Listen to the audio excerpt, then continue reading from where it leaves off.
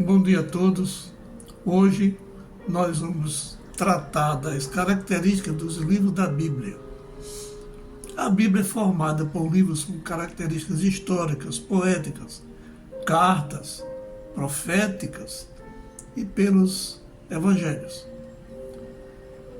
Vejamos a seguir algumas características de alguns dos livros que compõem a Bíblia.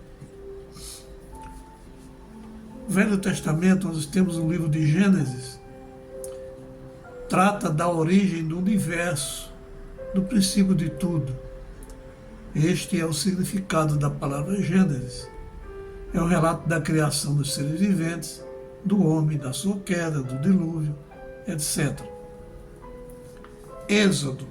O livro de Êxodo, como o próprio nome indica, trata da saída do povo de Deus e do Egito e sua peregrinação durante 40 anos pelo deserto, rumo à terra prometida.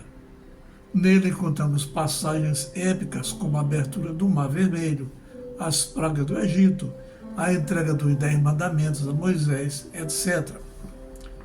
O livro de Levítico é o livro da lei, no qual Deus estabelece normas para o seu povo pertinentes à vida familiar, social e religiosa, especialmente no que diz respeito à relação entre os homens e Deus. Livro de Números.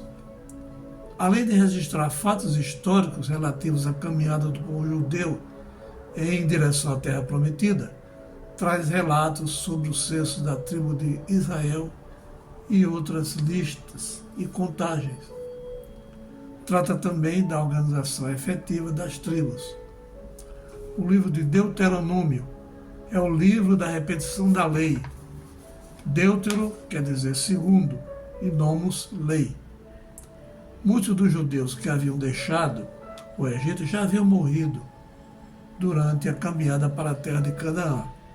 Então era necessário que a nova geração tomasse conhecimento da lei, da aliança entre Deus e os homens. Daí o livro de Deuteronômio, ou seja, a repetição da lei. Livro de Salmos. O livro de Salmos é definido como o inário do culto israelita, o livro bíblico da devoção pessoal. Nele encontramos não só expressões de todas as emoções da vida, mas também alguns dos ensinos mais profundos de toda a Bíblia. Os Salmos foram escritos não apenas por Davi, foram escritos por Davi, Asaf, os filhos de Coré, Moisés e Salomão. No Novo Testamento, temos o Evangelho de Mateus, escrito por Mateus, o Levi, coletor de impostos, por volta do ano 70 depois de Cristo. Mateus faz a ligação da história do Antigo Testamento com o Novo Testamento, ajudando-nos a entender como a vida e os ensinamentos de Jesus se baseiam no que havia acontecido. Mateus apresenta provas irrefutáveis de que o Messias judeu, há muito esperado, chegara para inaugurar o reino de Deus na terra e lança a mão com frequência do Antigo Testamento para mostrar que Jesus é o Messias. Mateus utiliza o título Filho de Davi, em vez de Filho de Deus, presente no Evangelho de João. O Evangelho de Marcos foi o primeiro evangelho a ser escrito, por volta do ano 50 depois de Cristo. Marcos apresenta um relato conciso, acelerado, para apresentar Jesus Cristo, Filho de Deus.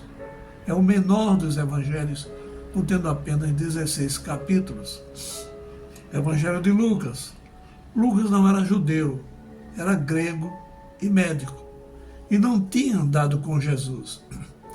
Ele realizou uma acurada investigação de tudo o que ocorrera durante a vida de Jesus para fazer uma exposição ordenada e plena da verdade dos fatos. Foi Lucas que relatou o maior número de parábolas de Jesus, enquanto Mateus registrou 23 e Marcos 9. E não há registro de João sobre parábolas. O Evangelho de João. João traça o perfil de Deus revelado na pessoa de Jesus.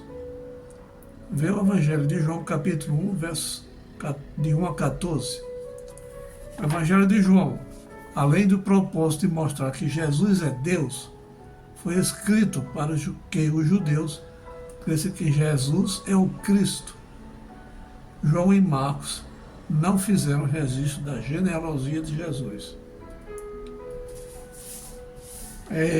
Os evangelhos de Mateus, Marcos e Lucas são conhecidos como evangelhos sinóticos, por apresentarem semelhança em sua formação e apresentação, diferentemente do evangelho de João, muito embora guarde harmonia entre si no que se refere à mensagem de Cristo.